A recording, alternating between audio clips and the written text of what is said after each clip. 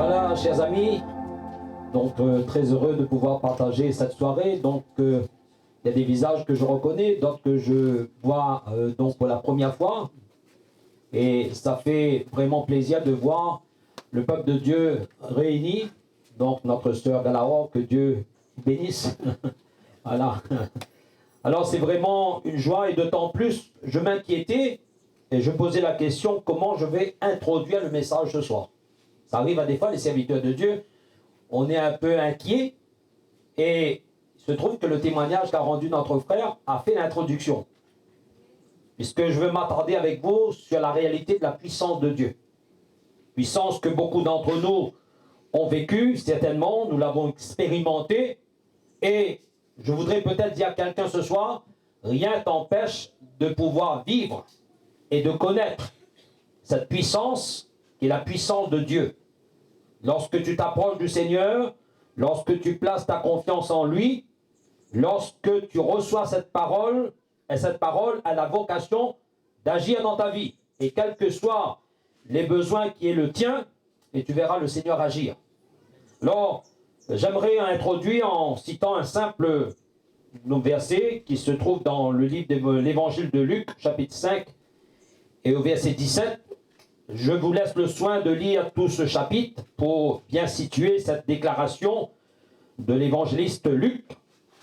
Il est dit ceci: un jour, Jésus enseignait. Des pharisiens et des docteurs de la loi étaient là assis, venus de tous les villages de la Galilée, de la Judée et de Jérusalem. Et écoutez bien, il est dit, et la puissance du Seigneur se manifestait par des guérisons. Et la puissance du Seigneur se manifestait par des guérisons. Il est évident, chers amis, il est évident que cette puissance ne peut se faire qu'uniquement à cause de la présence de Jésus. Si Jésus n'est pas là, comme disait notre ami, en cherchant à droite et à gauche, il n'y a eu aucune manifestation de la puissance de Dieu, parce que Dieu n'y était pas. Jésus n'y était pas. Par conséquent, la puissance de Dieu, nous pouvons l'attendre lorsque nous avons cette pleine conviction que Jésus est présent. Et je ne vous étonnerai pas en vous disant que Jésus est présent, puisqu'il l'a dit, puisque le but de notre rassemblement même, c'est de affirmer, de confirmer sa présence. Aller par tout le monde, prêcher la parole de Dieu, c'est ce que nous faisons, c'est ce que nous faisons aujourd'hui, c'est ce que nous ferons demain. Le Seigneur les accompagnait. Il était avec eux. Et lorsque nous obéissons à son commandement, nous faisons ce que Dieu nous dit de faire, et Jésus va dire, voici, je suis avec vous. Chers amis, que nous puissions garder précieusement dans notre cœur cette réalité, pour ne pas dire cette vérité. Même si nous ne le voyons pas, nous le savons qu'il est là. Et si nous croyons qu'il est là, si nous l'écoutons, si nous disposons nos cœurs selon nos besoins, nous verrons sa puissance se manifester en répondant à notre foi. Alors, la puissance de Dieu se manifestait, les foules, les gens qui venaient, la foule qui le suivait, les familles qui étaient dans les besoins, qui venaient, qui entendaient Jésus parler, parce que les gens donc parlaient de Jésus, la Bible nous dit que sa renommée s'étendait. Et lorsqu'on entendait que Jésus était à tel endroit, qu'il était ici et là, tous ceux qui étaient dans les besoins venaient et s'approchaient non pas seulement de la foule, mais cherchaient à s'approcher de lui. Et s'il faisait, c'était véritablement dans la foi. Alors, la présence de Jésus est indispensable pour la manifestation de sa puissance. Jésus parcourait les villes. Il parcourait les villages. Il allait à la rencontre des personnes vis-à-vis duquel il devait manifester sa puissance. Et ce n'était pas étonnant de voir Jésus rencontrer l'aveugle. Ce n'était pas étonnant que Jésus entrait dans la maison de celui qui vivait des choses difficiles, puisque d'avance sa vocation, son appel, son engagement c'était pour accomplir la volonté de Dieu. Souvent nous disons que Dieu est dans le ciel et nous avons l'impression que Dieu ne s'intéresse pas aux hommes. Du moins, la majeure d'entre nous, peut-être avant de connaître Jésus, nous étions comme ça. Et nous disons, mais si le Seigneur s'intéressait à nous, peut-être qu'on n'aurait pas les problèmes qu'on a. Et même, j'exagère un peu, mais c'est aussi une vérité qu'on peut constater, constatable dans la vie de toute personne. Et souvent on dit même que Dieu est responsable de ma situation, la vie que je connais, la situation douloureuse que je connais, et on attribue même à Dieu nos maladies. Ça c'est la maladie bon Dieu, et personne ne peut enlever ça parce que Dieu a voulu ainsi. Chers amis, je peux vous dire honnêtement que l'intention de Dieu n'a jamais été que nous soyons malades. La Bible est claire et la Bible affirme. Et d'ailleurs, s'il y a la présence de Dieu, si la présence de Dieu est là, et c'est une certitude, Jésus est présent parce qu'il l'a dit, mais aussi, et là j'aimerais vous encourager, Jésus est là parce que vous êtes mobilisés, l'Église de Jésus, et nous sommes de ceux qui obéissons à son commandement. Et quand nous obéissons, c'est que nous sommes en train d'affirmer notre foi. Nous croyons dans sa communion, nous croyons dans sa présence, et Jésus n'est pas absent.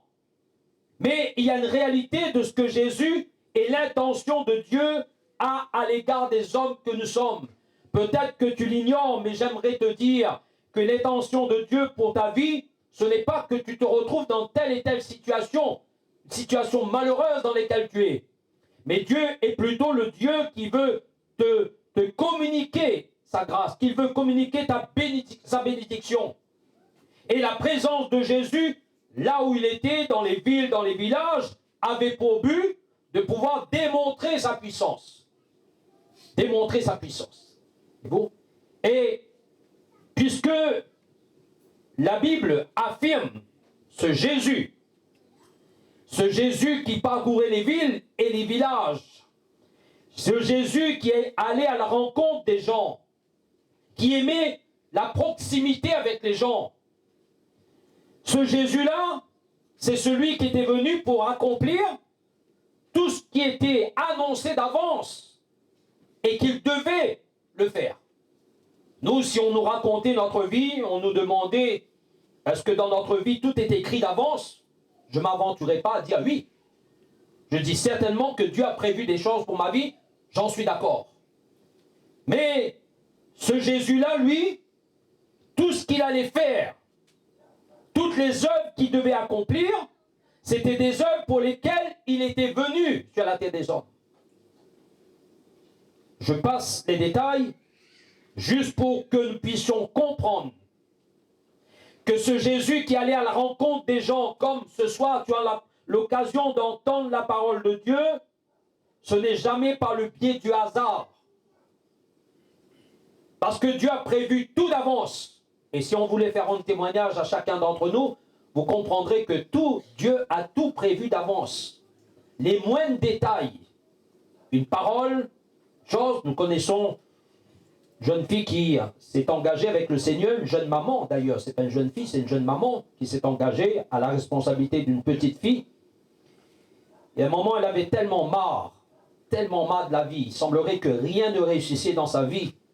Elle est allée là-bas du côté de Saint-Philippe, elle est allée sur une falaise, et elle disait, mais c'est le dernier moment que je vais passer sur la terre des hommes, j'en finirai avec ma vie, parce que j'en peux plus.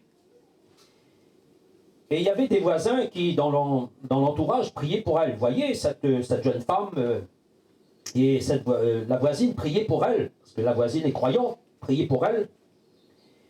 Et ce jour-là, elle a dit une simple parole, elle ne connaissait pas ce Jésus dont on vous parle ce soir, mais elle disait, mais pourquoi je suis ainsi? Alors si Dieu, si tu existes, alors aide-moi, parle-moi. Parle-moi. Sa petite fille qui a 4 ans, on ne sait pas comment elle a fait, elle a pris le téléphone de sa tati, elle a appelé sa maman. Vous allez me dire, 4 ans aujourd'hui avec le téléphone, on sait faire, hein? Voilà. Elle a appelé sa maman et elle n'attendait pas du tout. Et cette petite fille, elle dit, maman, où tu es? Retourne à la maison. Et ça a été de la part de Dieu, puisque Dieu s'est servi de cette petite fille, de sa petite fille, pour l'amener à la raison. Chers amis, on pourrait dire que ça, c'est peut-être le hasard, c'est peut-être tout ce qu'on veut. Je me permettrai de dire que c'est quand même la manifestation de la puissance de Dieu pour sensibiliser le cœur d'un enfant. Et voyez-vous, ce Jésus qui est venu sur la terre des hommes, et tout ce qu'il entreprenait, tout ce qu'il faisait, ce sont des choses qui étaient écrites d'avance. Et chacune des rencontres qu'il avait avec les gens et qui ont bénéficié de sa grâce, c'était prévu. C'était organisé, peut-être le mot n'est pas juste, mais c'était prévu par Dieu. Parce que celui-ci devait venir. Et s'il était venu, s'il était destiné à venir pour l'humanité, mais il était destiné à venir pour les hommes et pour chacun des êtres humains que nous représentons. Parce que chacun de nous, nous devons rencontrer Jésus. Il veut nous rencontrer. Je cite ces paroles concernant la venue de Jésus qui était annoncée. Et il était annoncé comme étant le serviteur de Dieu qui allait venir. Le serviteur de l'Éternel. Et le prophète Ésaïe disait dans le chapitre 42, verset 1, le Seigneur dit, voici mon serviteur. Voici mon serviteur. J'ai mis mon esprit sur lui pour qu'il fasse connaître le droit au peuple. Ce Jésus, et si sa présence est indispensable pour que la puissance de Dieu se manifeste, celui qui était annoncé d'avance, il est venu. Et lorsqu'il est entré dans l'eau du Jourdain pour être baptisé, vous vous rappelez, j'abrège un peu, et il nous est dit, sortant de l'eau, il priait, et le Saint-Esprit descendu sur lui. Et le Saint-Esprit descendant sur lui, affirmait ce que le prophète annonçait, de sorte que les gens qui étaient témoins de ce qu'ils voyaient comprenaient que c'était bien lui qui devait venir. Et s'ils comprenaient que c'était lui qui devait venir, ils s'attendaient à ce qu'il allait faire. Parce que tout était écrit d'avance. Ce Jésus qui allait venir parce que sa présence était indispensable pour la manifestation de la puissance de Dieu. Ce Jésus qui allait venir était aussi celui qui a été la source de toute bénédiction. On ne peut pas s'attendre à recevoir quelque chose de Dieu en dehors de Jésus. En dehors de Jésus, Dieu ne peut agir que par Jésus pour confirmer sa parole. Et toujours dans le prophète Ésaïe, au chapitre 35, versets 4 à 8, dites à ceux qui ont le cœur troublé. Sommes-nous de ceux qui ont le cœur troublé? Notre ami disait tout à l'heure qu'il est allé ça et là, sans vraiment trouver de réponse. Et on imagine des gens qui, bien souvent, pendant X années, ont mis leur confiance dans telle et telle philosophie, dans telle et telle religion, dans tel et tel Dieu. Et ils ne comprennent pas pourquoi ce Dieu-là ne fait rien. Qu'il est complètement absent, qu'il est complètement donc absent, effacé par rapport à leur situation. Peut-être que quelqu'un est dans le trouble, le cœur est troublé, on ne comprend plus rien. Et il va dire, prenez courage, ne craignez point, voici votre Dieu, la vengeance viendra, la rétribution de Dieu. Dites à ceux qui ont le cœur troublé, prenez courage, ne craignez point. Il viendra lui-même. Il viendra. Alors vous comprenez que ce n'est pas la venue de quelqu'un qu'on annonce, mais la venue de celui qui incarne Dieu lui-même. Et Jésus qui est Dieu, puisque dans le Nouveau Testament, il est parlé de ce Dieu qu'on a appelé Emmanuel selon la prophétie d'Ésaïe 7, Ésaïe 7, 7, 14. Et il est venu, ce Dieu-là. Et si la présence de Dieu est indispensable pour la manifestation de sa puissance, permettez-moi de vous le rappeler, que lorsque l'Église se mobilise, lorsqu'on se détermine pour annoncer l'Évangile, Jésus est présent parce qu'il l'a déclaré. Et parce que nous sommes de ceux qui témoignons que nous croyons. Il est là. Et si nous croyons, nous verrons la gloire de Dieu. Il viendra lui-même. Celui qui en venant allait aussi faire des prodiges. Et dans le prophète, il est dit, car les eaux jailliront dans le désert. Et des ruisseaux dans la solitude. Le mirage se changera en étang et la terre desséchée en source d'eau. Gloire à Dieu. Et ça parle des prodiges qu'allait accomplir celui qui allait venir. Mais celui qui allait venir, est-il venu? L'évangile est là pour témoigner qu'il est venu. Et c'est sur cet évangile que nous basons notre foi, que c'est sur cette parole que la foi a été créée dans nos cœurs. Parce que cette parole a pour but de nous affirmer que ce que nous voyons dans ce livre, les différents miracles que témoignent les différents évangélistes, affirment bien qu'il est venu. Ce n'est pas seulement un livre d'histoire, la Bible. C'est un livre qui incarne toute la vérité. La vérité sur Dieu, la vérité de Dieu qui est là dans le livre. Et si nous croyons à ce que nous entendons, si nous croyons au témoignage que le Père a rendu au travers du Fils, le témoignage qu'il a rendu, et Jésus vous disait à ceux qui étaient là, mais qui doutaient encore qu'il était bien le Fils de Dieu, qu'il était Dieu lui-même. Il disait, mais si vous ne croyez pas ce que je suis, mais croyez néanmoins à cause de ses œuvres. Parce que le Père rend témoignage de moi. Et ses œuvres sont vraies. Vous le constatez. Et j'ai envie de dire aujourd'hui encore, chers amis, ce jeune qui a rendu témoignage, ce monsieur qui a rendu témoignage, comme beaucoup d'entre nous, nous ne sommes pas là pour faire de la comédie. Nous ne sommes pas là pour monter un scénario. Nous sommes là pour dire la vérité. Ce que nous avons expérimenté est vrai. Le Seigneur a véritablement changé nos vies. C'est lui qui l'a fait. C'est lui qui agira encore parce qu'il est le même. Il ne change pas. Alors ce Jésus qui est venu et par lequel la puissance de Dieu s'est manifestée en son temps, et pendant 3 années de ce ministère, la popularité de Jésus qui a été connue de par ses œuvres, de par ses miracles, mais quelqu'un pourrait dire, ça c'est de l'histoire, monsieur, ça c'est fini. Mais la bonne nouvelle, c'est que c'est jamais fini. Et alors que le diable pensait qu'il allait être fini avec Jésus, il disait, c'est bien, même Judas l'a trahi. Et il se réjouissait d'avance, en disant, l'un de ses apôtres, l'un de ses disciples, l'a trahi, l'a livré pour 30 pièces d'argent. C'en est fini avec ce Jésus-là, on n'entendra plus parler. Les miracles, c'est fini, c'est fini. Mais je crois qu'il a parlé trop vite. Il a parlé trop vite.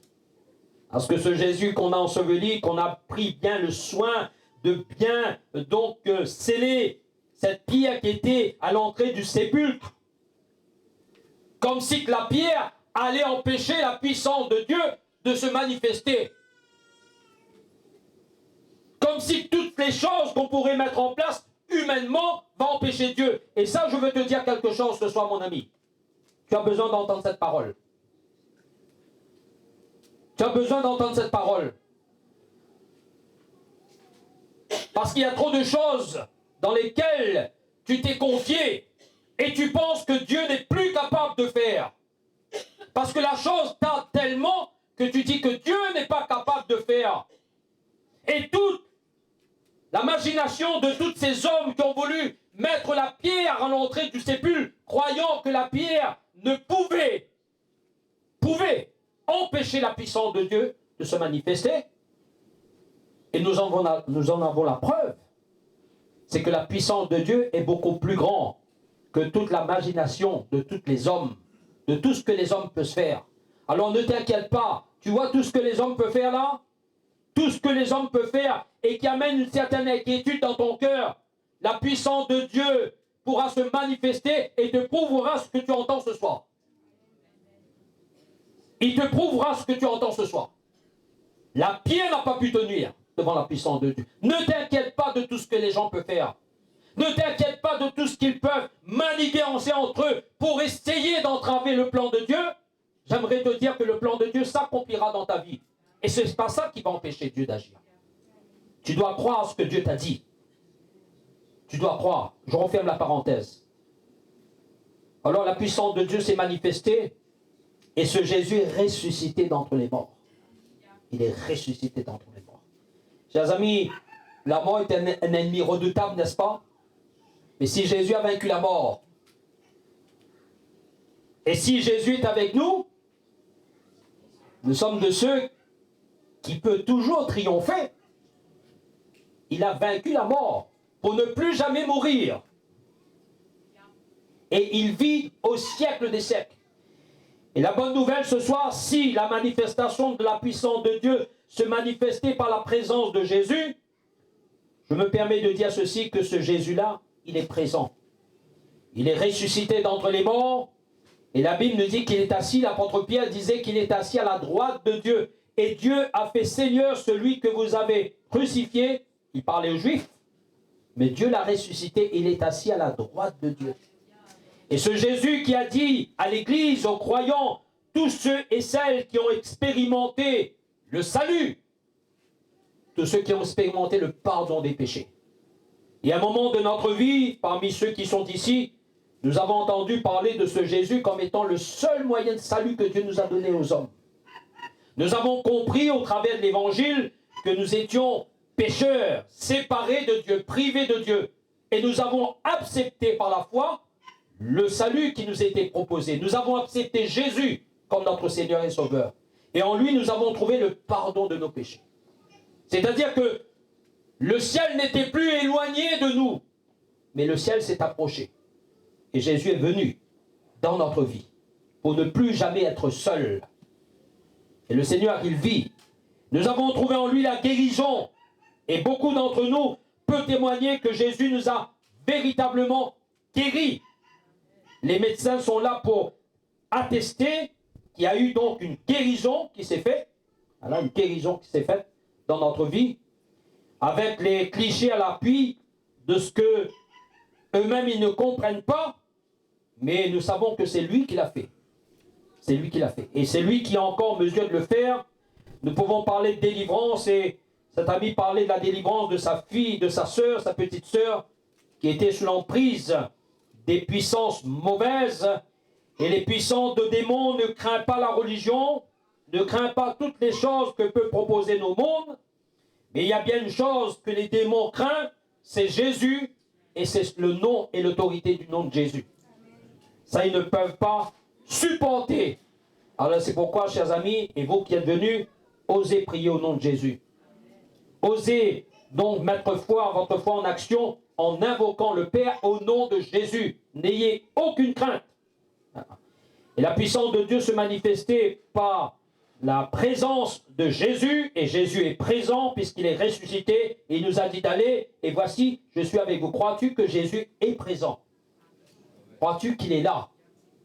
Et si nous avons du mal avec l'humain, avec la chair, de concevoir la présence de Dieu, mais dans la foi, nous pouvons le concevoir. Parce que ce qui intéresse Jésus, c'est véritablement notre foi. Et nous le croyons, et Jésus a dit, heureux celui qui ne voit pas, mais qui croit. Et puisqu'il a dit qu'il sera avec nous, puisque l'Église est mobilisée pour annoncer l'Évangile, il est avec nous. Et c'est lui qui confirmera, c'est lui qui fera les choses que nous ne pouvons pas faire, mais dans lesquelles nous croyons. C'est lui qui va le faire. Et je le crois pour toi, qui va le faire. Hein? Alors, donc si la puissance de Dieu se manifeste à cause de sa présence, il est indispensable que nous manifestons aussi notre foi et notre confiance.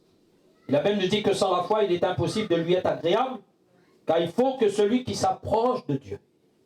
Crois-tu que Dieu existe? Alors si tu dois t'approcher de lui, que ce soit par ta prière, que ce soit dans une attente particulière de ta vie, tu dois le faire dans la foi. Dieu n'est pas loin de nous. Il est prêt. Il y a seulement un pas à franchir, c'est le pas de la foi. Parce qu'il est présent. Il est présent. Hein? Et il faut que celui qui s'approche de Dieu croit que Dieu existe et qu'il est le rémunérateur de ceux qui le cherchent. Et la foi est indispensable. Si la présence de Jésus est une réalité, la foi en est une autre réalité. Et il est indispensable. Le peu que tu as appris de Jésus, le peu que tu entends est nécessaire. Voilà. Un autre témoignage, un jeune homme, donc lui aussi, il y a un moment, il se posait toutes sortes de questions, il disait, mais je ne comprends plus.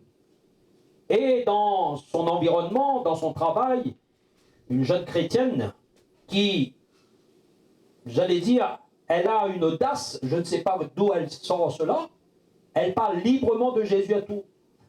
Elle travaille dans le corps médical, et même les chirurgiens, les médecins, tous ont droit d'entendre parler de Jésus. Et elle a témoigné, ce jeune homme, de la foi, de sa foi en Jésus. Et celui-ci, depuis quelque temps, il se posait des questions. Il disait, ah, je suis la religion de mes parents, mais comme si qu'il me manque quelque chose. Comme si qu'il me manque quelque chose. J'ai besoin de savoir, j'ai besoin comme si que ça ne me satisfait pas ce que je connais. Je veux rencontrer Dieu. Et là aussi, pareil, il est allé en train de faire une petite randonnée. Là, il y a des excellents circuits du côté de Saint-Joseph, des circuits de randonnée. Voilà. Et il était là et dans son esprit, il disait, Seigneur, mais je ne sais pas, mais j'ai l'impression que je ne te connais pas. Je ne te connais pas. Et le Seigneur lui dit, mais dans son cœur, il lui dit maintenant, tu vas faire une chose, tu retournes chez toi. Et la Bible que t'a remis cette personne que tu n'as jamais ouverte, tu vas l'ouvrir. Et je te parlerai. Alors, il n'a pas compris pourquoi, mais inconsciemment, mais dans la soumission, et certainement, il y a une notion de foi dans ce qu'il a fait. Il a fait ce que voilà.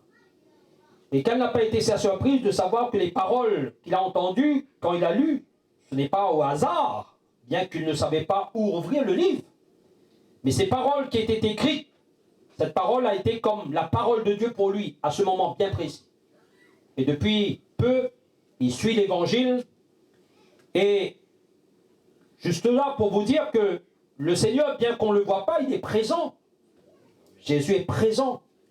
Voyez-vous? Et c'est indispensable de manifester la foi. C'est de croire que ce Jésus est là, de l'invoquer, de s'approcher de lui tel que tu es. Et on n'a pas besoin de la sainteté absolue pour nous approcher. Dieu est capable de nous sanctifier, de nous purifier par son sang. Mais nous devons, tels que nous sommes, nous approcher de lui en disant, Seigneur, je viens à toi tel que je suis. Moi, je veux simplement te connaître. Je veux simplement que tu me prouves que tu existes et que tu me connais parfaitement et que tu es en mesure de manifester à mon égard ta puissance. Et si nous croyons, nous verrons la gloire de Dieu. Alors la présence de Jésus est indispensable pour que la puissance de Dieu se manifeste, mais il est nécessaire que nous puissions manifester aussi la foi. Et la foi, ça consiste à croire dans un Dieu qui est présent, en la personne de Jésus, en la personne de son esprit qui est présent. Et il est important que nous faisons cette démarche de foi, nous approchons de lui, tel que nous sommes. Avec une simple prière, une simple demande qui est dans notre cœur, que nous voulons formuler là où tu es. Pas besoin de faire trop de choses, c'est simplement, et ce Jésus-là, donc nous pouvons nous approcher de lui. Voilà. Il est vivant, il est ressuscité, et aujourd'hui, la Bible nous dit qu'il est toujours le même, et aussi vrai qu'il a agi dans le passé, il peut encore agir aujourd'hui. Parce que le besoin des hommes dans le passé, c'est le même besoin que nous avons aujourd'hui. C'est pareil. Voilà. Et je terminerai donc avec cette parole. Il nous est dit, lorsqu'ils s'en allaient prêcher la parole, le Seigneur travaillait avec eux. Donc, Dieu continue d'agir. Il continue d'agir.